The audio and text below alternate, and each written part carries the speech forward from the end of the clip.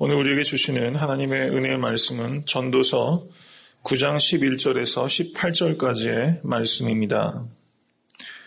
전도서 9장 11절에서 18절입니다.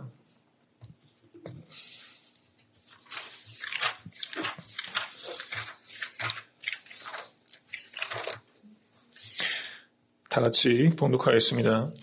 내가 돌이켜 해 아래서 보니 빠른 경주자라고 선착하는 것이 아니며 유력자라고 전쟁에 승리하는 것이 아니며 지혜자라고 식물을 얻는 것이 아니며 명철자라고 재물을 얻는 것이 아니며 기능자라고 은총을 입는 것이 아니니 이는 시기와 우연이 이 모든 자에게 임함이라. 대저 사람은 자기의 시기를 알지 못하나니 물고기가 재앙의 그물에 걸리고 새가 올무에 걸림같이 인생도 재앙의 날이 후련히 임하면 거기 걸리느니라. 내가 또 해 아래서 지혜를 보고 크게 여긴 것이 이러하니 곧 어떤 작고 인구가 많지 않은 성읍에 큰 임금이 와서 애워싸고 큰 흉벽을 쌓고 치고자 할 때에 그 성읍 가운데 가난한 지혜자가 있어서 그 지혜로 그 성읍을 건진 것이라. 그러나 이 가난한 자를 기억하는 사람이 없었도다. 그러므로 내가 이르기를 지혜가 힘보다 낫다마는 가난한 자의 지혜가 멸시를 받고 그 말이 신청되지 아니한다 하였노라. 종용이 들리는 지혜자의 말이 우매자의 어른의 호령보다 나으니라. 지혜가 병기보다 나으니라. 그러나 한 죄인이 많은 선을 배격해 하느니라. 아멘.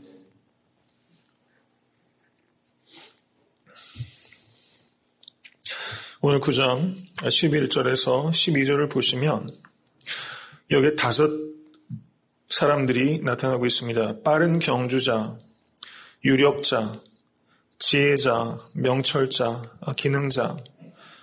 세상에 많은 사람들이 요즘엔 스펙을 쌓는다 이런 말 많이 합니다.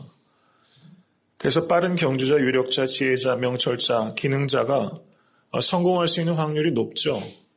그리고 이런 사람이 되는 것이 결코 무가치하지 않습니다. 그렇지만 전도자는 9장 11절과 12절에서 이렇게 잘 갖추온다 할지라도 이것이 절대적이지 않다는 것을 가르쳐주고 있는 것입니다.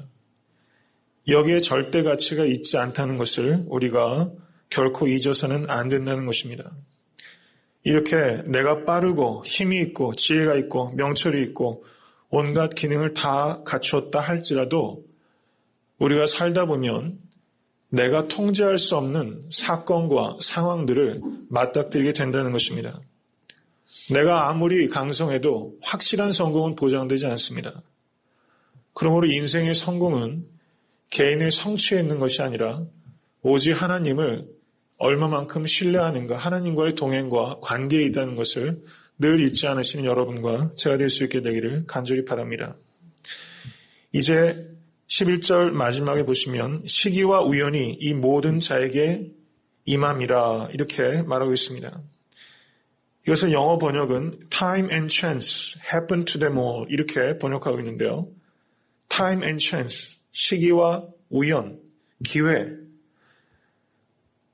3번 기회가 있다 이런 말들 많이 합니다. 근데 기회가 있을 뿐 성공이 이와 같은 것들로 절대적으로 보장되지는 않는다는 뜻이고 이 의미를 좀 더 다르게 번역한 번역을 보면 불행한 때와 재난은 누구에게나 임한다 이렇게 말하고 있습니다. 크리스천에게도 어떻습니까? 어려운 환난이 크리스천도 면제되는 것은 아닙니다. 우리가 예수 그리스도를 믿는다는 것은 어려움으로부터 면제받는다는 것을 의미하는 것이 아니라 어떤 환난 가운데서도 예수 그리스도 안에 있으면 승리가 우리에게 약속된 것입니다. 그러므로 성도의 삶은 아무 어려움이 없는 쉬운 삶이 아니라 여한 어려움 속에서도 승리하는 풍성한 삶이 우리에게 약속된 것입니다. 그러므로 주변 환경에 따라서 일희일비하지 마시고 언제나 주 안에서 약속을 붙잡으시고 승리를 약속하신 주님만 의지하신 여러분과 제가 될 수 있게 되기를 간절히 바랍니다. 이제 13절 이하를 보시면 지혜에 대해서 다시 언급하고 있습니다. 14절에 어떤 작고 인구가 많지 않은 성읍에 큰 임금이 와서 애워싸서 큰 흉벽을 쌓고 치고자 할 때 그 성읍 가운데 가난한 지혜자가 있어서 그 지혜로 성읍을 건진 것이라. 성경에도 이와 같은 구체적인 사례들이 많이 언급되고 있습니다. 가령 사사기 9장 50절에서 55절을 보시면 이런 기록이 있습니다. 아비멜렉이 데베스에 와서 그 데베스를 진치고 데베스를 취하고자 할 때 그때 사람들이 모두 도망하고 두려워하는데 한 여인이 망대 위에 올라가서 맷돌 윗짝을 아비멜렉 머리 위에 떨어뜨리니까 이 아비멜렉이 두개골이 깨어져서 죽고 말게 된 그와 같은 기록이 있는 것이죠. 저는 이 말씀을 보면서 역사에서는 끊임없이 이렇게 큰 임금이 작은 성읍을 위협하는 일들이 반복됩니다. 이 말씀을 통해서 우리는 힘을 의지하는가 아니면 지혜를 의지하는가 이것을 깊이 생각해야만 되는 것입니다. 9장 16절에 보시면 지혜가 힘보다 낫다 이렇게 언급하고 있습니다. 그리고 9장 18절을 보시면 지혜가 병기보다 나으니라. 믿으십니까? 그렇지만 우리가 살아가면서 우리는 무엇을 의지하기가 쉽습니까? 지혜를 의지합니까? 병기를 의지합니까? 우리는 병기에 의지할 때가 많은 연약한 존재인 것입니다. 오늘 말씀을 통해서 우리가 병기가 아니라 지혜를 의지하고 큰 임금이 되어서 작은 성에 작은 소유를 가진 사람을 위협하지 않는 겸손한 사람으로 살아가실 수 있게 되길 간절히 바랍니다. 성경은 무엇을 지혜라고 말합니까? 예수 그리스도를 지혜라고 말합니다. 고린도전서 1장 24절을 보시면 오직 부르심을 입은 자들에게는 유대인이나 헬라인이나 그리스도는 하나님의 능력이요 하나님의 지혜니라. 믿으십니까? 지혜의 결정체 누구십니까? 예수 그리스도이십니다. 십자가가 우리에게는 하나님의 지혜인 것을 믿으시기 바랍니다. 병기가 아니라 십자가를 의지하는 오늘 하루의 삶이 되실 수 있게 되기를 간절히 축원합니다. 9장 15절 후반절을 보시면 위기가 당했을 때 그 작은 성읍에 가난한 지혜자가 있었습니다. 그래서 그 지혜자의 도움으로 그 성읍이 위기를 넘겼습니다. 국난을 넘겼습니다.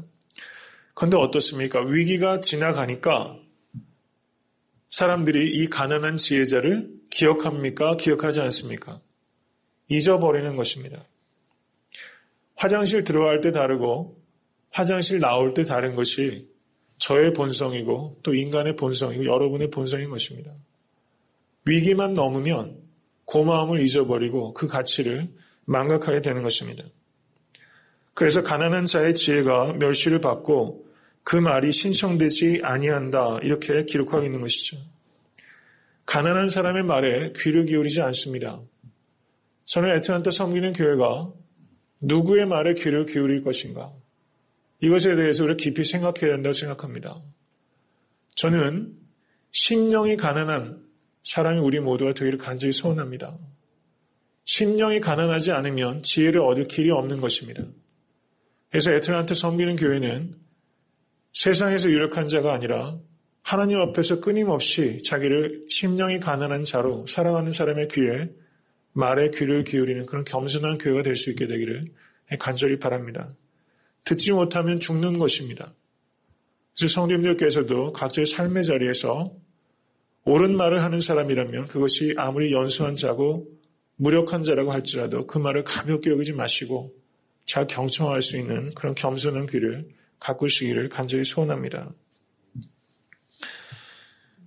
이제 마지막으로 9장 18절을 보시면 지혜가 병기보다 나으니라 이렇게 다시 한번 지혜의 중요성을 강조합니다. 그러나 한 죄인이 많은 선을 패객해 하느니라 이렇게 말합니다. 죄인 하나가 모든 것을 다 망가뜨릴 수 있다는 것입니다. 교회는 큰 죄인도 용서해야 합니다. 그렇지만 작은 죄도 가볍게 여겨서는 안 되는 것입니다. 여호수아서 7장 1절 이하를 보시면 아간에 대한 기록이 나타나고 있습니다. 아간이 어땠습니까?